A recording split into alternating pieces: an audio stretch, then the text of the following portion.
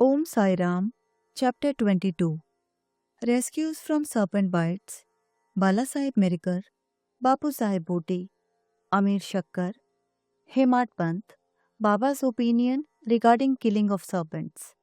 Preliminary. How to meditate on Baba. No one has been able to fathom the nature or the form of the Almighty.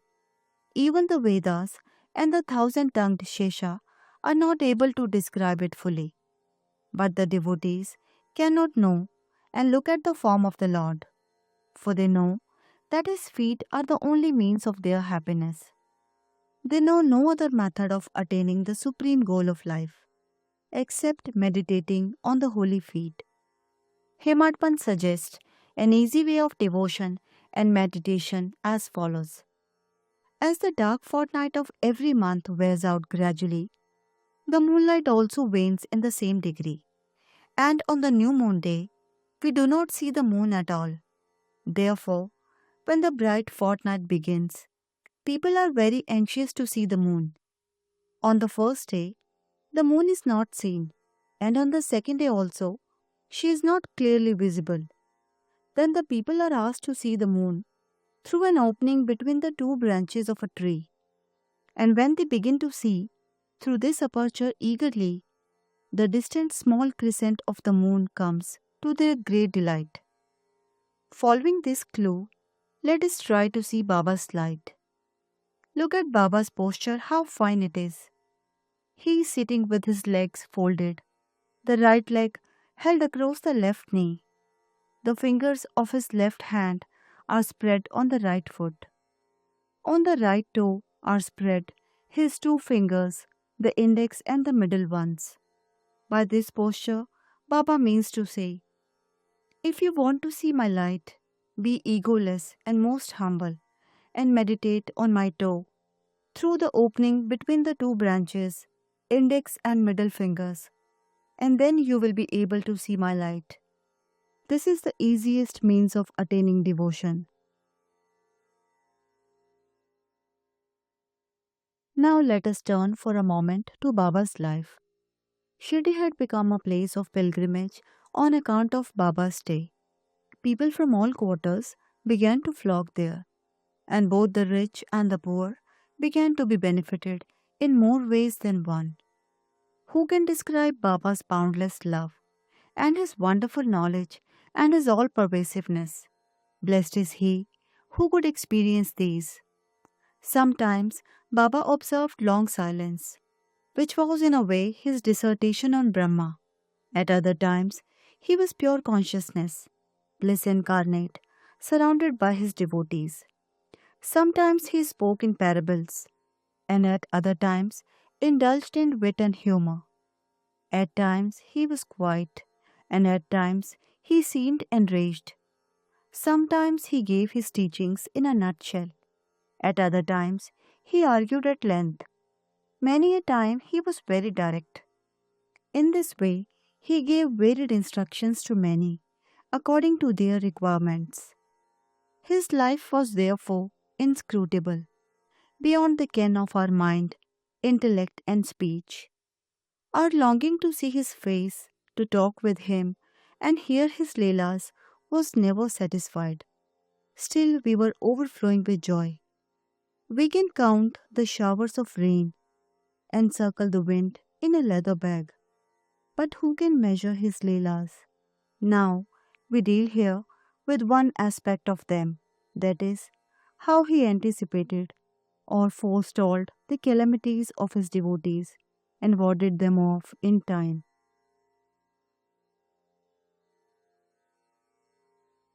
Bala Sahib Mirikar. Bala Sahib Mirikar, son of Sardar Kaka Sahib Mirikar, was Mamletar of Kopargaon. He was going on tour to Chitle. On the way, he came to Shirdi to see Sai Baba. When he went to the masjid and prostrated himself before Baba, usual conversation regarding health and other matters commenced. When Baba sounded a note of warning, do you know Ardwarka Mai? As Bala Sahib did not understand, he kept quiet.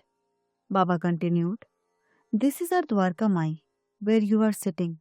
She wards off all dangers and anxieties of the children who sit on her lap. This Masjid Mai is very merciful. She is the mother of the simple devotees, whom she will save in calamities. Once a person sits on her lap, all his troubles are over. He who rests in her shade gets bliss. Then Baba gave him Udi and placed his hand on his head. When Bala Sahib was about to depart, he again said, "Do you know the Lamba Baba? Long gentleman, that is serpent?" And then closing the left arm like fist, he brought it near the right elbow and moving his left arm like the hood of a serpent, he said, "He is so terrible. But what can he do to the children of Dwarka Mai? When the Dwarka Mai protects, what can the serpent do?" All who were present there were curious to know the meaning of all this.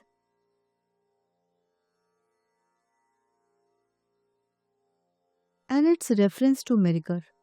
But none had the courage to ask Baba about this. Then Bala Sahib saluted Baba and left the masjid with Shama. Baba called Shama back and asked him to accompany Bala Sahib and enjoy the Chitli trip. Shama came to Bala Sahib and told him that he would go with him according to Baba's wish. Bala Sahib replied that he need not come, as it would be inconvenient. Shama returned to Baba and told him what Bala Sahib said to him. Baba said, "All right, do not go. We should mean well and do well. Whatever is destined to happen will happen." In the meanwhile, Bala Sahib thought over again and calling Shama, asked him to accompany him. Then Shama going again to Baba and taking his leave, started with Bala Sahib in the Tonga. They reached Chitli at 9 p.m. and encamped in the Maruti temple. The office people had not come, so they sat quiet in the temple, talking and chit-chatting. Bala Sahib was sitting on a mat, reading a newspaper. His uparni, that is upper dhotar, was spread across his waist, and on a part of it, a snake was sitting unobserved. It began to move with a rustling sound, which was heard by the peon. He brought a lantern, saw the snake, and raised an alarm. "Serpent! Serpent!" Bala Sahib was frightened and began to quiver. Shama was also amazed. Then he and others moved noiselessly and took sticks and clubs in their hands. The snake got down slowly from the waist and it moved away from Bala Sahib. It was immediately done to death. Thus, this calamity, which was prophesied by Baba, was averted, and Bala Sahib's love for Baba was deeply confirmed.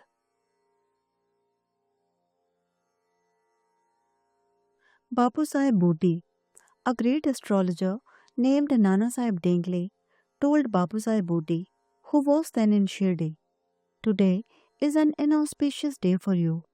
There is a danger to your life." This made Bapu Sahib restless. When they came to masjid, Baba said to Bapu Sahib, "What does this Nana say? He foretells death for you? Well, you need not be afraid. Tell him boldly. Let us see how death kills." Then later in the evening, Bapu Sahib went to his privy for easing himself, where he saw a snake. His servant saw it and lifted a stone to strike at it. Bapu Sahib asked him to get a big stick, but before the servant returned with the stick, the snake was seen moving away and soon disappeared. Bapu Sahib remembered with joy Baba's words of fearlessness. Amir Shakkar. Amir Shakkar was a native of the village Korale in Kopargaon Taluka. He belonged to the butcher caste. He worked as a commission agent in Bandra and was well known there. He once suffered from rheumatism, which gave him much pain. He was then reminded of God, and so he left his business and went to Shirdi and prayed to Baba to relieve him from his malady. Baba then stationed him in the Chavdi, which was then a damp, unhealthy place, unfit for such a patient. Any other place in the village or Korale itself would have been better for Amir. But Baba's word was the deciding factor, and the chief medicine. Baba did not allow him to come to the masjid, but fixed him in the chavdi,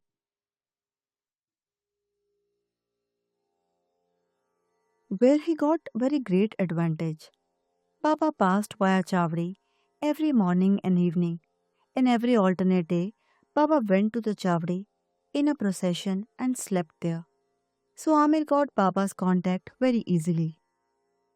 Amir stayed there for full 9 months, and then somehow or other he got a disgust for the place. So one night he left the place and came to Kopargaon and stayed in a dharamshala. There he saw an old dying fakir who asked him for water. Amir brought it and gave it to him. As soon as he drank it, he passed away. Then Amir was in a fix. He thought that if he went and informed the authorities, he would be held responsible for the death, as he was the first and sole informant and knew something about it. He repented for his action, that is, leaving Shirdi without Baba's leave, and prayed to Baba. He then determined to return to Shirdi, and that same night he ran back, remembering and muttering Baba's name on the way, and reached Shirdi before daybreak and became free from anxiety. Then he lived in the Chavdi in perfect accordance with Baba's wishes and orders and got himself cured. One night it so happened that Baba cried at midnight, "Oh Abdul, some devilish creature is dashing against the side of my bed." Abdul came with a lantern, examined Baba's bed but found nothing. Baba asked him to examine carefully all the place and began to strike ground with his satka. Seeing this Leela of Baba, Amir thought that Baba might have suspected some serpent had come there. Amir could know by close and long contact the meaning of Baba's words and actions. Baba then saw near Amir's cushion something moving. He asked Abdul to bring in the light, and when he brought it, he saw the coil of serpent there, moving its head up and down. Thereupon the serpent was immediately beaten to death. Thus Baba gave timely warning and saved Amir. Hemad Pant, Scorpion and Serpent. 1. At Baba's recommendation, Kaka Sahib Dikshit was daily reading the two works of Sri Eknath Maharaj, that is Bhagavad and Bhavarth Ramayana.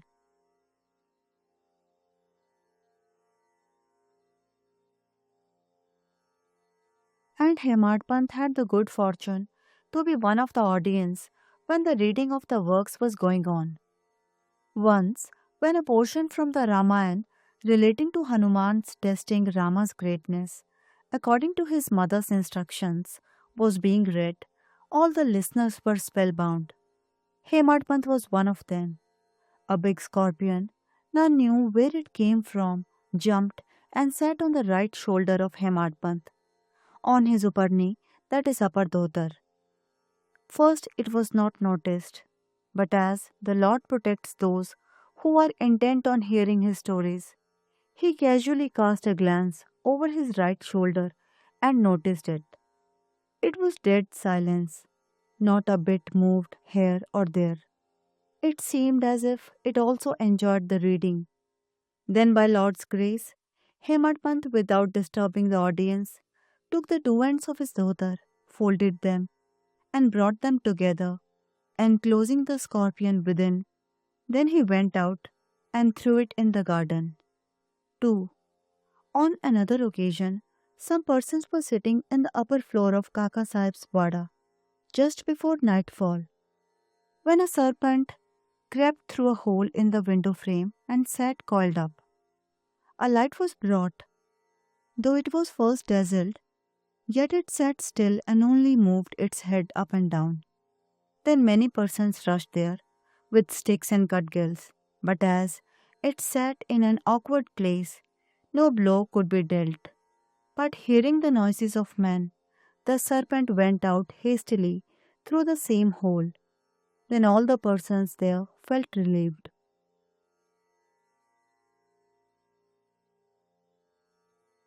Baba's opinion.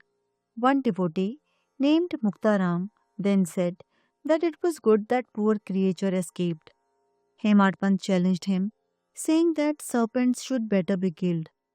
There was a hot discussion between them, the former contending that serpents and such creatures should not be killed, the latter that they should be. As night came on, the discussion came to an end without any decision being arrived at. Next day, the question was referred to Baba, who gave his settled opinion as follows: God lives in all beings and creatures, whether they be serpents or scorpions. He is the great whirlpooler of the world, and all beings, serpents, scorpions, etc., obey his command. Unless his will, nobody can do any harm to others. The world is all dependent on him, and no one is independent. So, we should take pity and love all creatures, leave off adventurous fights and killings, and be patient. The Lord is the protector of all. Bow to Sri Sai, peace be to all.